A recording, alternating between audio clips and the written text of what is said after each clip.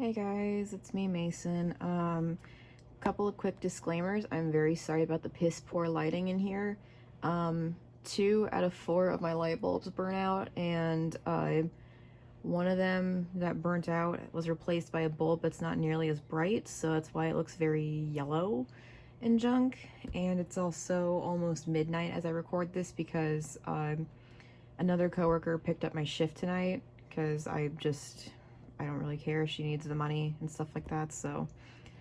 Um, so yeah, it's gonna be dark, and also I'm not really in the best of moods right now because things at work have been getting kind of dumb.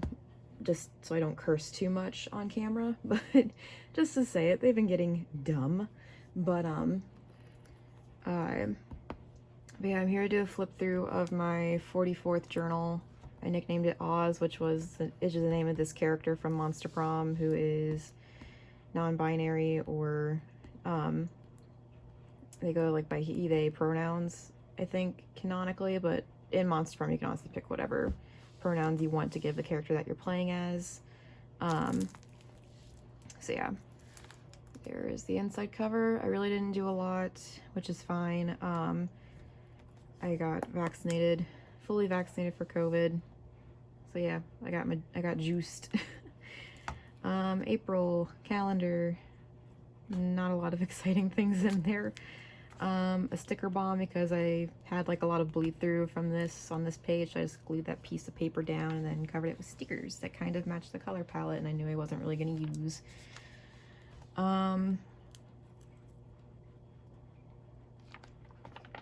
So yeah, I don't really remember a whole lot about what happened in this journal.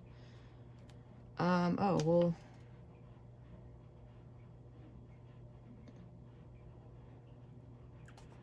yeah, this was, oh, so this is one of the days that got really, really shitty.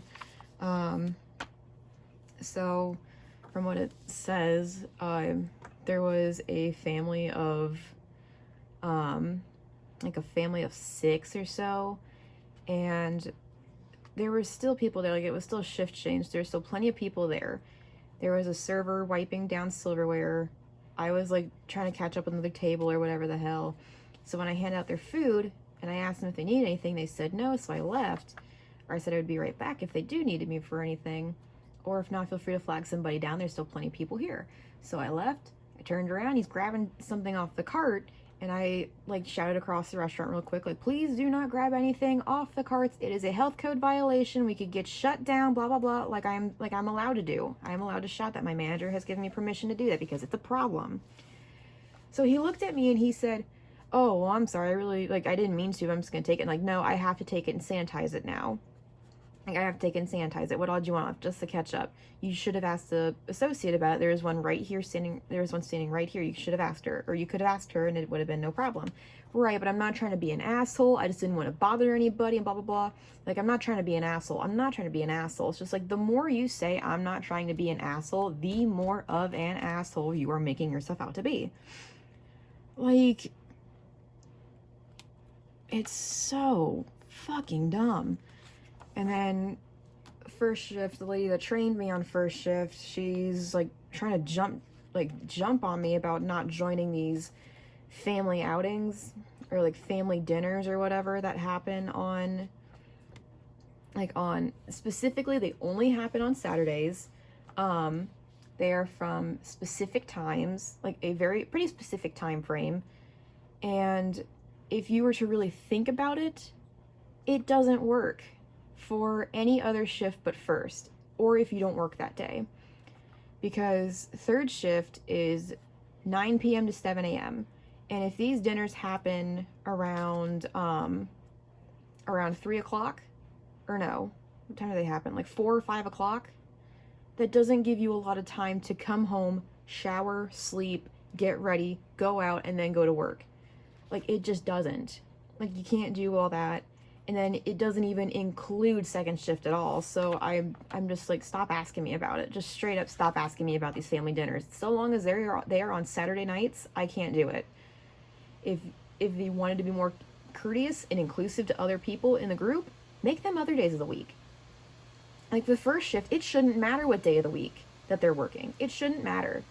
It should not matter at all, because they are first shift, they have 7 hours of work, and they can literally do any of this kind of stuff any day of the week. Why does it have to be exclusively on Saturday night? It's so stupid. Also, I wanted to try doing this again. This was a lot of fun to do, like a sticker, doodly, washi tape border, but I didn't end up doing any of that. I made this little collage, and I really love how this turned out. I want to do more stuff similar to it, because I had these 2 pieces and I knew I wanted to use them together. I just could never find the background, so then when I dug around a bit and I found this, it was like a 2-page thing, and I just tore the one sheet out, or I took the one sheet out, and I'm like, that works perfectly. So that was a lot of fun to do, that's for certain. The day before was Asexuality Visibility Day, so I just kind of wrote a bit about,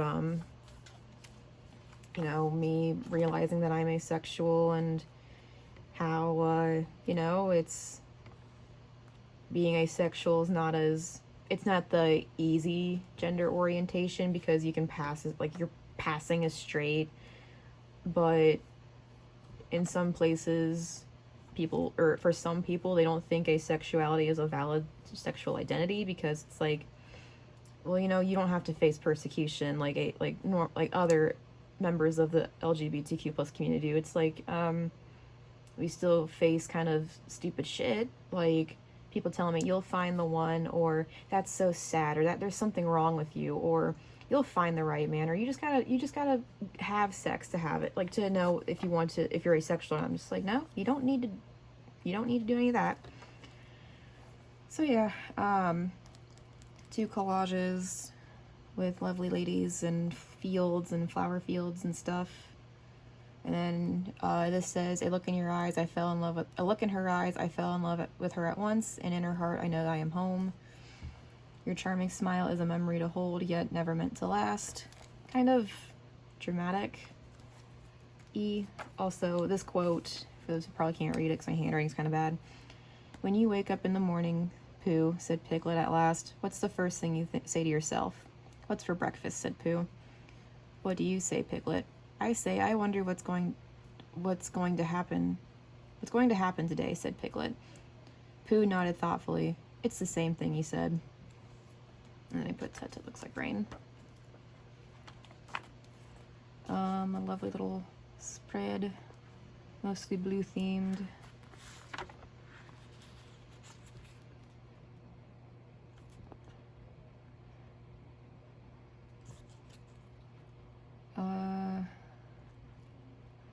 Oh, so there's gonna be a coworker, a now ex-coworker, that you're gonna hear a lot about. So this coworker was an older woman. She was incredibly lazy. Like, we had to keep, like, she was the kind of, so part of the job is, I'm just gonna keep flipping so until I get somewhere that I need to talk more about. So there was a coworker that and she constantly would not do her dishes as she went. Also, quick thing, this is, I love this so much. The flowers come out of the pants, and then gender is not defined by what's in your pants, because it's not. It is not. And then fire, water, and government know nothing of mercy. And then there's this teacup with like a piece of ocean that I made look like it's being poured out. This is like a bird feeder that I saw in like a catalog or something like that. And this was from like a farmer's magazine, this like burning building. But yeah, so she would never do dishes as she went, which, you know, we kept trying to tell her, like, you have to do it as you go. You have to do it as you go. And you have to come pick up the food as soon as we call it, because it's going to get cold. So you have to stop your conversation or stop taking the order, like quickly excuse yourself, drop it off, and then come back and take the order. Like, it's not that hard to do. Like, the job's not hard to do, but you're just making it more difficult for everybody because you're not doing this, like, basic thing. And she just, like, flat out wouldn't do it, despite us telling her about it. And, like, all this other bullshit, like she got fired or suspended or whatever. Like, she's had so many strikes against her, it's almost like, what strike is she out with? And yeah, it was just so much bullshit after bullshit after bullshit with her. I'm trying not to curse a lot, but you know, it's just certain things. So yeah, that's the basis of what you're going to hear for right now, because I'm sure you're going to hear more about her later.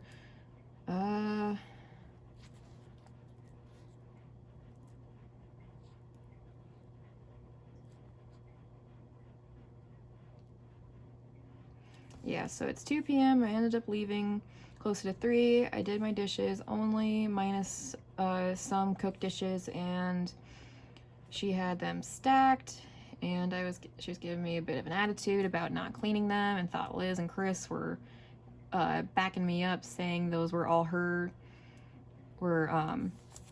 yeah, she was like trying to convince everybody that those were not her dishes. And literally everybody that was working with us, the 2 cooks that we usually had, would look at her and say, no, those are all your dishes. I've seen Mason hopping in the dish tank, doing their dishes, and then going.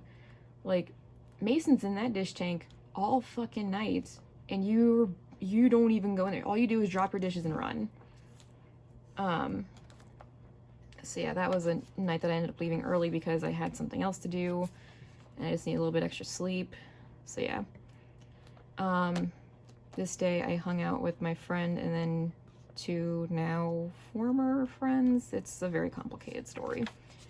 I spent time with my friend of 18 years and then 2 friends that we were debating on moving in with.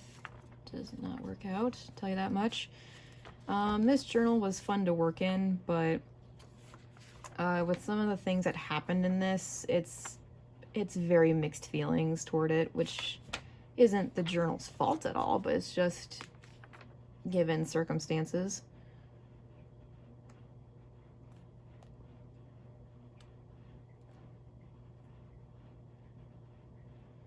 Okay, so I was told that this coworker was officially fired,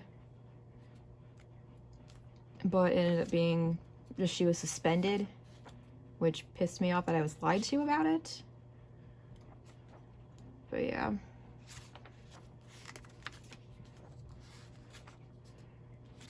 A lot of this is just kind of me talking about missing some creative processes that I used to do and junk. Oh, this was my nephew's birthday party, and I wrote him a little letter. He turned 1. He's a big boy. Look at his face. Oh my god, I love him so much. There's my mom and my brother and sister-in-law.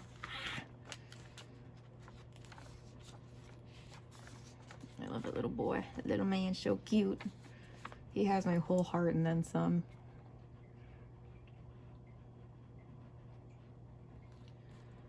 So when my friend and I were talking to these 2 other friends, I ended up kind of getting a lot of inspiration to do more art and stuff. Like, I ended up drawing more, like, I ended up finalizing a design for a Pokemon OC. I wrote a lot more, like, character notes in my phone about original characters and stuff. And yeah, it's been really crazy with just things going on. And like, it's been crazy how much I've been able to like create stuff, or at least like make OCs, like write notes for OCs. I have like a few bits of concept art for a couple of them. And it's also weird because I have these OCs and these concept arts and these like possible story ideas for them, but I just can't freaking bring myself to I just can't bring myself to write anything about them. Like, I can't physically write down a story, even if it's in script format or whatever the case may be. Like, I just can't bring myself to write anything down or type anything up because I keep second guessing myself. And I feel like nothing's working right. And I'm kind of sure why. because I had a friend who I would text like almost every day on and off for like what, oh God, how many years? Like 6 years. And at some point, I guess like I just kind of severely burnt myself out with that. So it was just not good at all.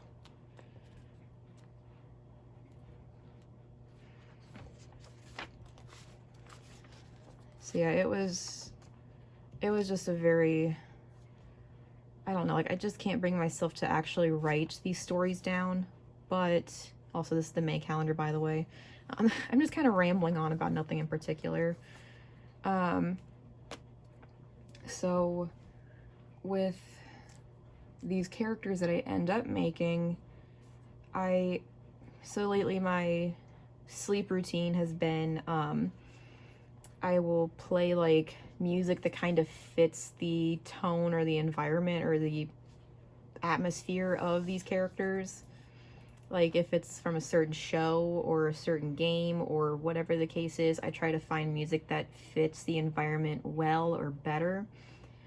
And I will like sort of like cinematic reel their stories in my head, and it helps me fall asleep. So that's kind of how I really work out the bugs and kinks of their stories while I'm trying to fall asleep, and I fall asleep to these story ideas. But I just wish I could physically write any of this down. Okay, so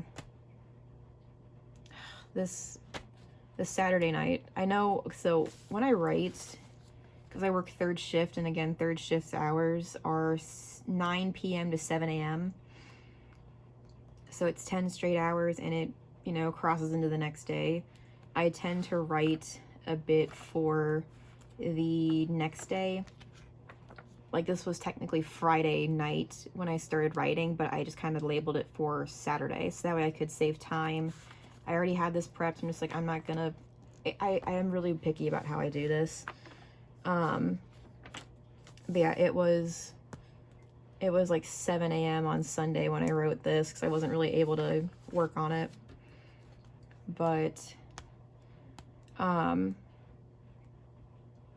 and some point before this, there was a night where the dishes got so backed up that even when I did my own dishes, it was not enough to keep us afloat. Like all the trash cans were full. All the tables were getting, like we were getting so busy that we couldn't keep up with, like she wasn't keeping up with her dishes. I kept up with mine, but we just couldn't get dishes done or whatever the case. Like we got so backed up with things that we had to do. We were running out of food. Like we need to restock some food. We need to do this, do that, and all this. We ended up closing the store for like 2 hours. And during like the whole 2.5 hours that we were closed down just to clean, my cook and the server that I was complaining about earlier, they were just yelling at each other the entire time about her. She was saying like, why are we closing down just to do side work? This is stupid. We can just say this for the end of the night. And the cook said, no, you cannot. You have to do your dishes as you go, because I'm out of bowls, I'm out of small plates, I'm out of grip bowls, I'm out of this, I'm out of that, and I'm running low on this. You guys need cups on both ends of the restaurant. You both need this, you both need that. And Mason's been in the dish tank all night doing their dishes. You have not been in this dish tank at all. So you need to freaking step up and do your dishes and all this other crap. Like, it was just that kind of argument. Like, she just wasn't listening, or like she wasn't getting it. So it was just the same back and forth like tennis match of just like, I shouldn't have to do this. Yes, you have to. It's your job. I shouldn't have to do this. You need to. It's your job. I shouldn't have to do this. It's just stupid stuff like that. So this night she was doing her dishes as she went. For the most part, it wasn't perfect, but you know, when we get busy, we can't get all of our dishes all at once, which is fine as long as we work on them. And she ended up leaving early because it was her night to leave early. I genuinely don't care. I just didn't want to deal with her anymore. And she looked at me and she said, before I start cleaning for the night, and before I go home, I'm gonna go out and smoke a cigarette. And I'm like, that's fine, whatever you need to. We've been kind of busy. Go enjoy your cigarette, whatever. She went outside for like 45 minutes, did not come back, and I started getting busy. And I was starting to get a migraine. For me, there is no such thing as a headache. It's either your brain is not trying to kill itself, or your brain is trying to legitimately strangle itself with a stem, like with the brain stems. It's horrible. It's the worst pain you could ever feel, and I don't wish it on anybody. My mom and my sister and some other people on my mom's side get very bad migraines. It's genetic at this point. So I was already having like a really rough night because of her, because she was just being such a pain in the butt and in the way, and like not being able to do her job to where it's affecting me and the cook. So that wasn't helping. I was getting a migraine. And then when she finally left, I was in so much pain that I was walking around like I was on drugs. Like I was like arching my back, shuffling my feet. Like I couldn't function. Like my cook has never seen me cry. Like I burnt out so bad, to the point where in between customers, like when the restaurant was empty, I would just throw my hat off to the side like of the table that I was sitting at and would just cry. And I'm like not talking like just like simple crying. Like I was leaving like small puddles of tears in like on the table or in my lap or whatever, because I was in that much pain and I was just so tired. Like I wanted to go home, and my cook kept telling me, call your mom, go home, call your mom, go home. And I said, no, I have 2 more hours. I'm not doing that. Like, I don't want to get reamed a new one from first shift and blah, blah, blah. But, like, I am in so much freaking pain. My manager came in. He saw that I was struggling. He patted me on the back, and I said, thank you, but please don't do that. And I just ran to the back, and I just stopped. I just sobbed. I lost it. Because, like, yeah, I could have used, like, a hug or a pat on the back, but, like, oh, my God, I didn't need it right now. I was in the middle of serving one table, like, the high bar with 4 dudes. Oh, my God, I was in so much pain. Oh, and when first shift came in, the 2 people that came in, I'm like, I'm so sorry. I can't get anything else done. Like, I had the dish tank flipped. I got what I could done. It's just, I can't do it. And they're like, are you okay? And I'm like, I am in so much pain, blah, blah, blah. And they were okay with it. They were totally fine. And they said, it looks fine. As long as dish tank's done, I'll get the trash, and Mary can do this, and blah, blah, blah. Like, it was, oh my God. And it was just awful. I burnt out so bad. It was just so awful. But yeah, oh God. Yeah, it's stuff like that that was just that was kind of like a bit of a wake-up call for me, that I needed to take a break. So my mom, when she picked me up, she said, Mason, you have a month. And I'm like, what do you mean I have a month? You have 1 month to look for it, like think of a vacation, look for the dates, and then like pick a time, or like set up a vacation. I can help you book it, I'll help plan it, whatever the case you need. You're taking a vacation, you're gonna figure it out in a month. That's it. And I'm like, oh, okay. Because I was trying to hold off until like August, because I had a few things planned, and I have a few things planned in August. I didn't want to add anything else to the mix to where I'm missing more days of work, even though right now I kind of don't care. So yeah, that was fun. But I am planning on going to Disney World in July. I'll be there from about July 27th to August 3rd or 4th-ish. So I'm very excited for that. Oh, and this was, Mom and I were trying to figure out what to do for Mother's Day.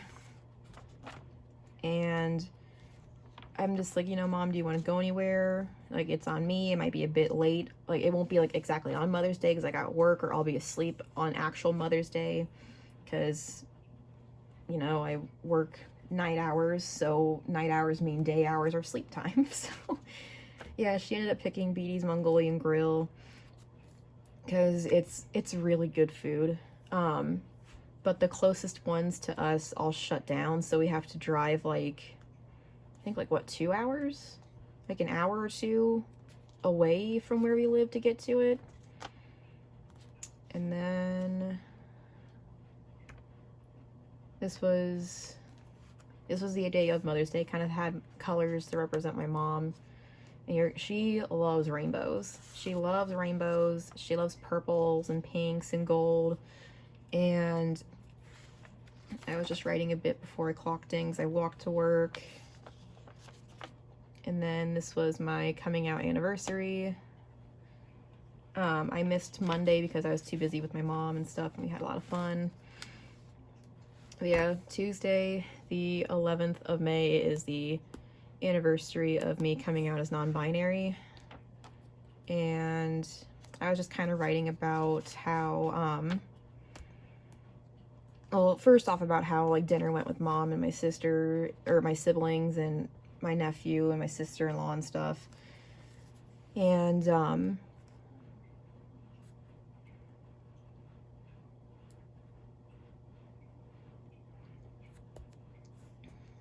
but yeah, I was writing about, like, other things, like, happening in Disney.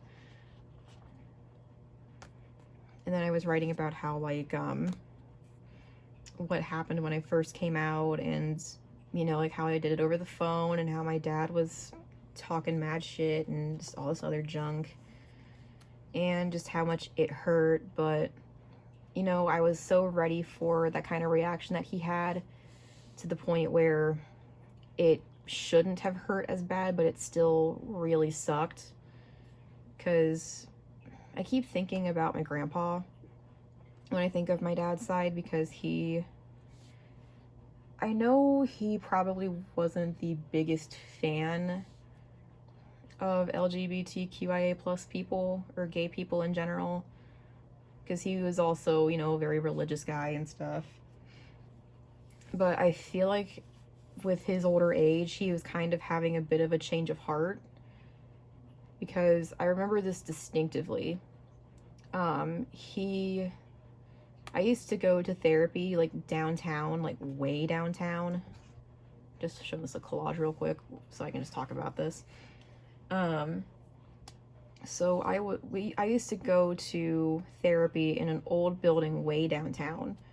And because it was in downtown Cincinnati, it was, you know, a very predominantly black area, which, you know, is fine by me. And so we would go to this building, and we were in one of the elevators, I think, either going up. We were in one of the elevators. There's like two main elevators. And this little black boy held open the door for him, I think either as he was coming out and we were going in, or vice versa. And he looked at him and he said, "Thanks, boy, I'll dance at your wedding," as he usually does. Like, that's just something he would say a lot, like, just to be kind of like, "Thanks, I appreciate it." And the kid ran off, didn't really seem to pay any attention to what he said. And he looked at me and he said, "I shouldn't have said that." I'm like, "Shouldn't have said what?" And I said, "I shouldn't have called him boy. That's not really a good thing to say to someone like him. Like, he's a young boy, but it's like, I didn't mean it like that. Like, that's like it could be seen as racist now." I'm just like, I understand that, but I don't think you had any ill will behind it. And he didn't seem to notice or mind. So I'm like, he held up in the elevator and you thanked him. Like, I don't think there would be really any offense to it. It might have, you know, like, again, there didn't seem to be any ill will behind it. It should be okay, Grandpa. Like, something like that just really sticks out to me when I think that maybe he would have been more willing to listen to me and hear me out, kind of thing, while my dad and grandmother were probably not. So, yeah. Yeah, coming out sucks. It's never easy. For some people, the end result might be very different. Like, I know my mother is very supportive of me being non-binary, and she's really trying to work with the pronouns and stuff, but she's adapted very well to the new name, and we're actually working on getting it legally changed now. I have the paperwork upstairs. I just got to fill it out. And yeah. Also, I really like how this collage turned out. This, like, soy sauce shower and the suds. I have a lot of, like, bathing people images for some reason. I just like the look of it. I feel like it's interesting. But yeah, coming out is never easy. For some people, the end results of coming out are good or bad or indifferent. Just to anybody who is debating on coming out soon, just some advice. Make sure that you do not rely on the person you are coming out to in any way, shape, or form.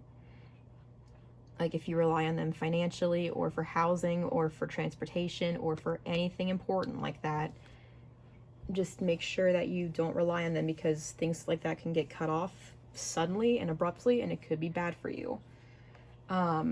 Make sure that you are doing it in a way that you feel most comfortable and safe doing. Like I did, I called my dad over the phone because I just didn't want to be in the same room as him. I didn't want him to possibly touch me, to pray over me, or to like hold me down, or whatever the case may be, or in some cases hit me because he's hit my siblings. I didn't want to I didn't want to play any games like that. So I did it over the phone. And make sure that you do have people that you know you can rely on or trust or fall back on. Like if you have to leave for whatever reason, like if it's to a roommate or somebody that you're living with, but not in a really financial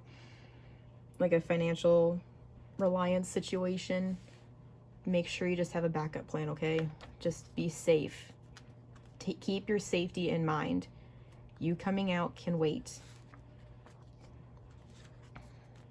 Just keep your safety in mind. That's all I'm saying. So yeah. Anyway, that's my kind of like a coming out story and a bit about my grandpa. I've been thinking a lot about him lately because, again, I loved him a lot, and I feel like he would have been one of the few people on my dad's side to kind of hear me out or accept me a bit better or easier. I don't know, something about it. I just keep having that nagging feeling in my heart that he would have been more okay with it.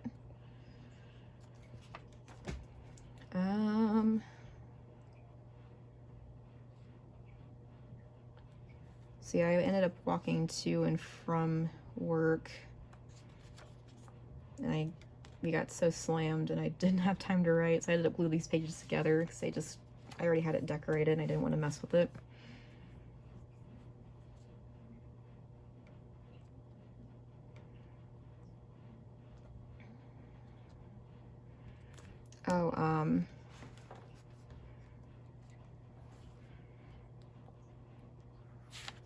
Yeah, it started out fine, but I kept getting larger parties. Like I had a party of 7 teenagers, then 5 teenagers, and then a group that came from a wedding or something. A party of 12 came in, then 6, and some parties of 4 to 3. Like it was crazy. I just kept getting all the large parties. And I mean, I got some good money from it, but it was just one of those things where like I was exhausted. Sheesh. And yeah, so that was a lot. I recently got back into a phone app game, visual novel thing called Obey Me, and I think I believe they said that the anime for it is coming out in July, so I'm really excited for it. I want to try to learn more about it so I can have a bit more knowledge and stuff, and let me tell you, I'm obsessed. So I already made no C for it. I worked out some ideas for them and stuff, and yeah. I'm only on lesson like 7, 8, or 9, and there's like 50 something lessons, so I'm like, okay, fuck that grind. I'm gonna probably watch playthroughs, but enjoy it at my own pace when I can. So yeah. Just more writing about work, and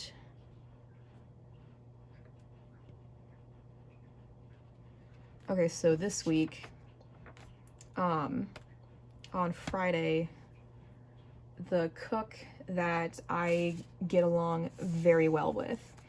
So I have a cook that my manager is actually terrified of putting us together because he's so conservative and I am not conservative.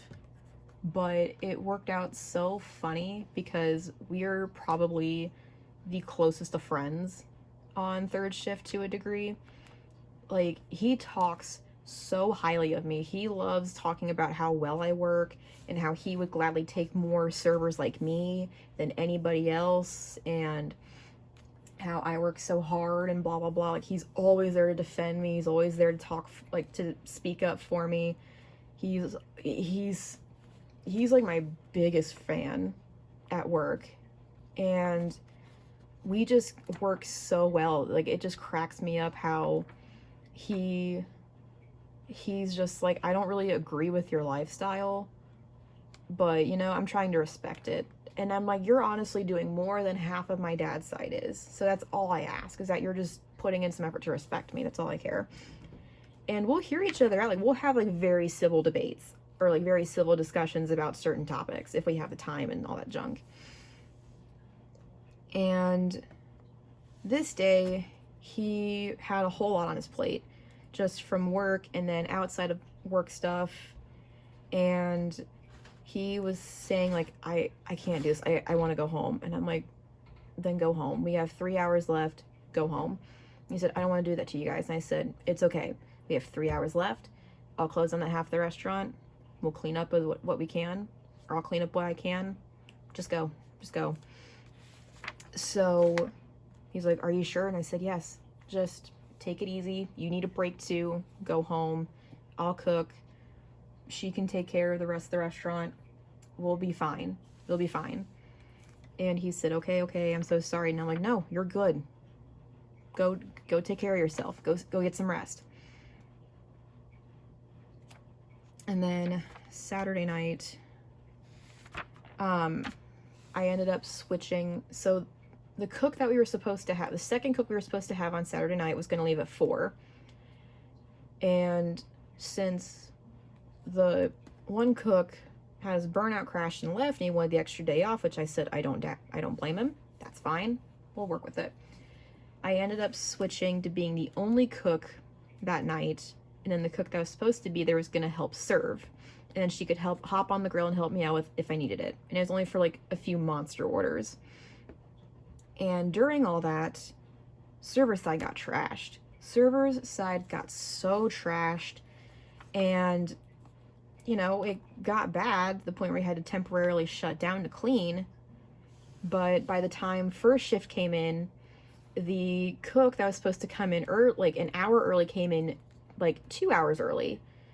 And he's like, you good? I'm just like, yeah, I mean, all I have to do left is like make chili, or no, not make chili. I have to make a pot of grits, a pot of gravy, and then like just some tidying up in certain areas. Nothing really serious. I got basically everything else done. And he's like, well, damn, okay. So, because they know I can cook, they just know I haven't cooked in a while. But, so yeah, and so the other cook, the first shift cook, was talking like highly of me on that, like, yeah, it was awesome. Like, there wasn't really much that I had to do except for like a little bit of stocking, and then just I made the chili and gravy, or the grits and the gravy, because that's all that needed to be done, and like they just cleaned up, like tidied up. And when my cook heard that, he was like so proud.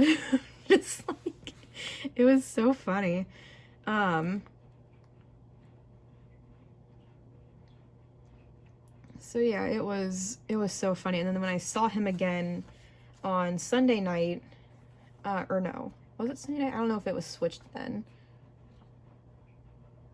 No, this was on Saturday, or it was the next night that I saw him. I don't remember when it was. I get confused by reading this some days. So the last time that I saw him,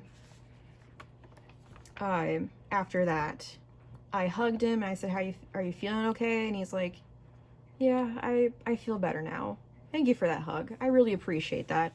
And I heard the first shift cook saying that you did a really good job and like you cleaned up very well. I'm like, yeah, it's not that bad. I mean, I only had like a couple of things left to do, but it wasn't that serious, and I could have had it done, but he wanted to do it. So it wasn't that bad. But server side got really bad, but it's not really my problem, but I did what I could to help out. So he had like a whole moment of pride, like bragging about that. I'm just like, oh my God, it's so funny.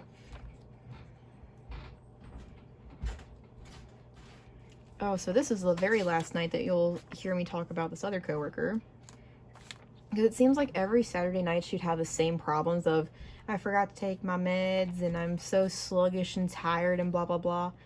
And it's understandable if it's like every now and then, but this was literally every single Saturday, every single week, or like every single Saturday since I've known her. It's just like, how are you constantly missing your medicine for a couple of days, and you always get the worst crashes from it, or like the worst reactions from it on Saturday?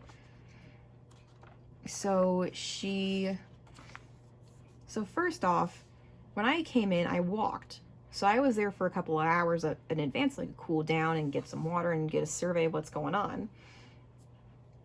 She pulls up into the parking lot at like 8:30, 30 minutes before she should clock in.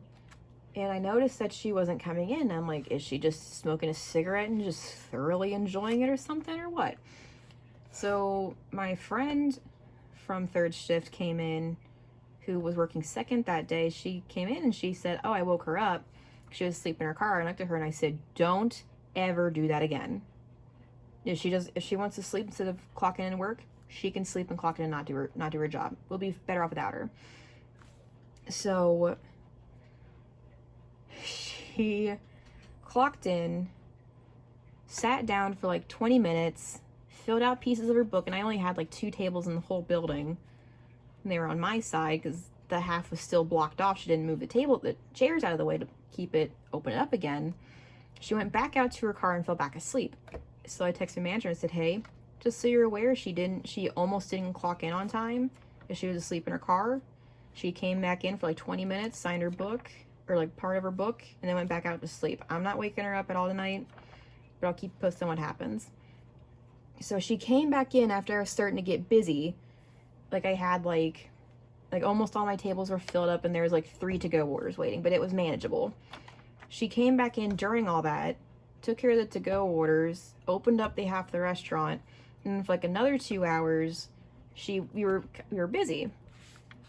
And then when she had 1 table left, I was just waiting to cash out, and another table that just sat or was about ready to sit down, she walked to her car and left to go sleep again. She didn't give the 1 table their check, and they wanted to make it to-go order, so I said, screw it, she wants to go in her car and sleep, she can stay there.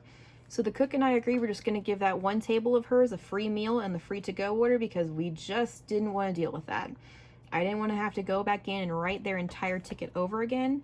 I wrote a scrap piece of paper, their to-go order. I called it back and said, sorry about the inconvenience, please have a good night. I took care of the 1 table that sat down. I said, just so you guys are aware, I'm blocking off this half of the restaurant because I'm temporarily closing it down for convenience sake and to clean up. Feel free to stay as long as you need to. I apologize if I forget about you. I just might be a bit distracted on this end of the restaurant. Yes, that's totally fine. We're very low maintenance. It's no big deal. So it was like that the rest of the night.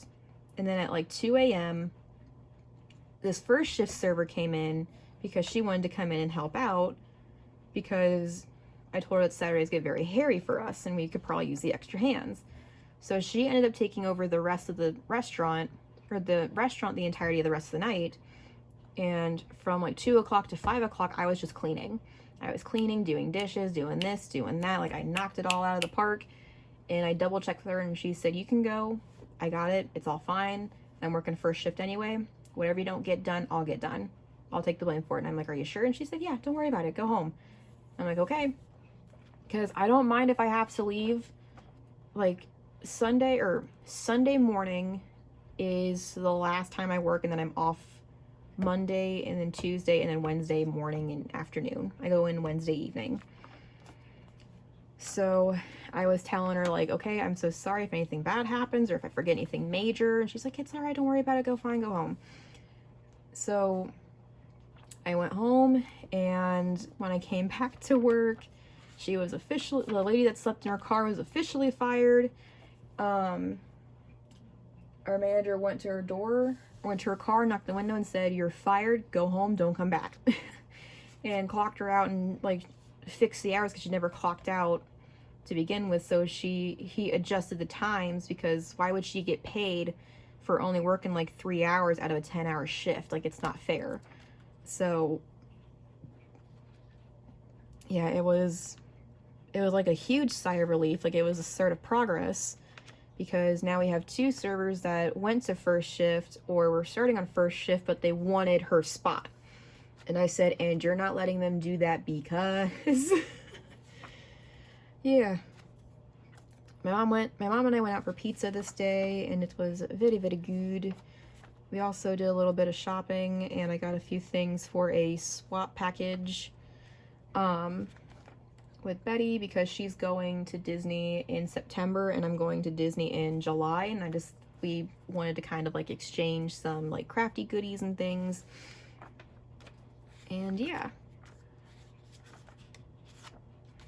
not a whole lot going on aside from just a couple of things. And talk about how I really need to deep clean my room because it's getting kind of like grimy down here. And just a lot of other things.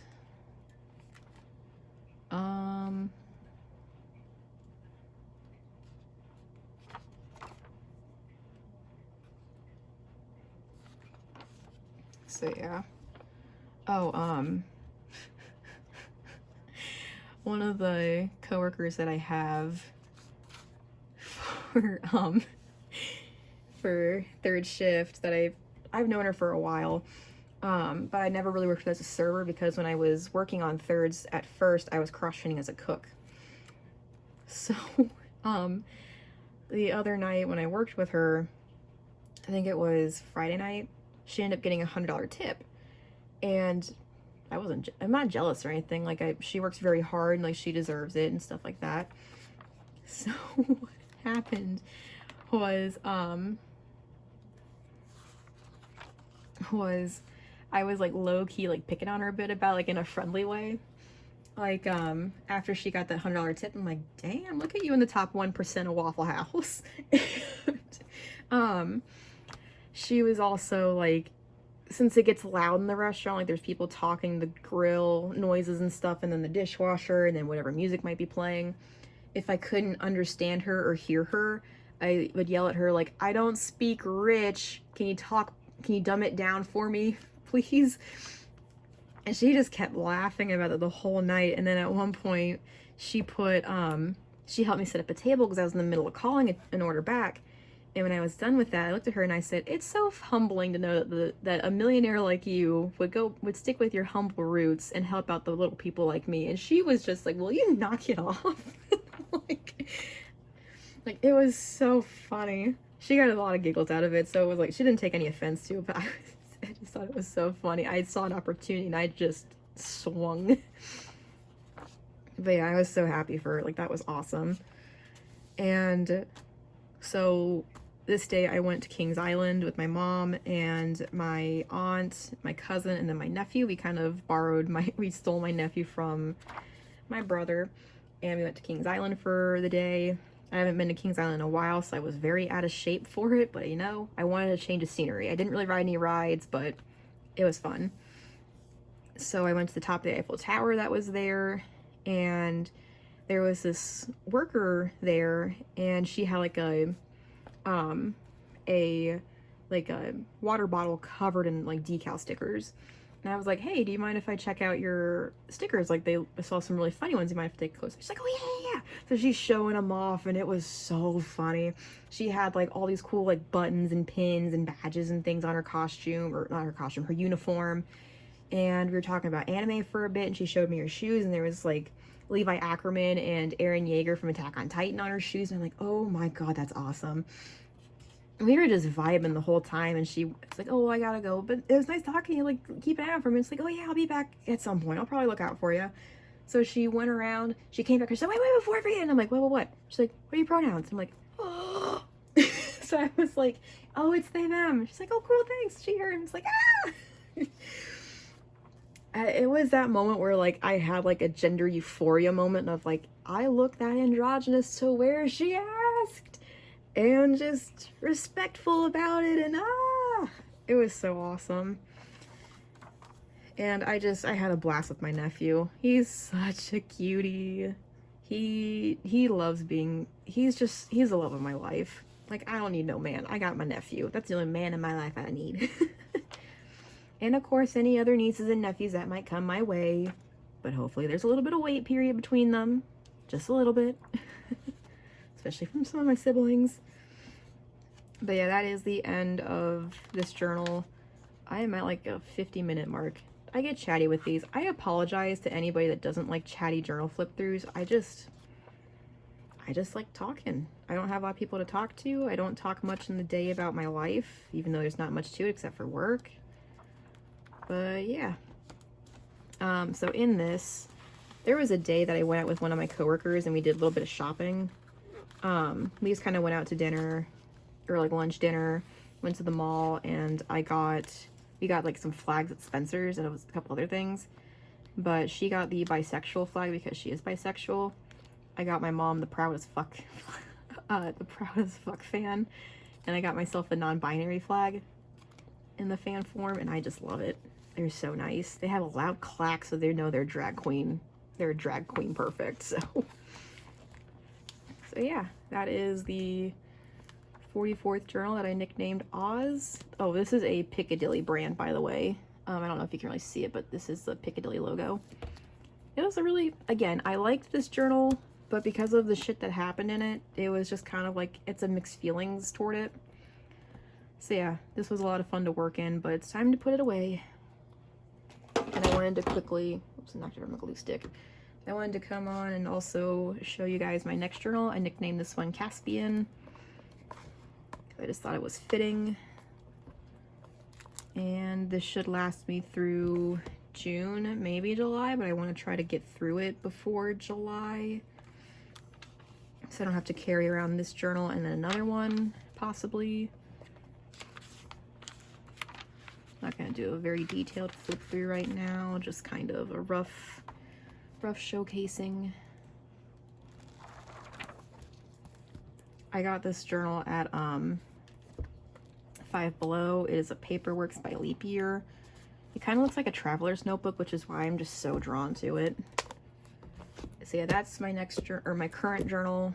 And then I have this journal that I'm using for the Disney trip as like a travel journal. I am very excited to be using this one. I don't have a whole lot done in this right now, but I might do a little bit of prepping and more stuff, more so like that closer to the trip. This is just a Moleskine cashier journal, and the last 6 pages can be torn out, but I tore one of them out so I could use it as like a sample, like a sampler sheet, like stamps and different pens, and then just made a quick list. And like I tested out my what are they called? They look like crayons, or they look like chapstick or lipstick or something. Gelatos. I realized I haven't used my gelatos in a very long time, so I'm gonna test them out on this, and it works really well. So I'll take a small handful, just a small rainbow of colors, so I can play with them a bit. And yeah, then I just tape this down. So yeah, I'll try to do a bit more with this closer to the trip, because I have a couple of days off before I leave. So I might try to record a little bit, and I'll try to show you guys my process of it when I get home, maybe, because I asked for a couple extra days off after my trip so I could have time to, you know, rest, unpack, get ready to come back and stuff like that. So yeah, we'll see how that all goes. So with that, I will see you guys later. Bye!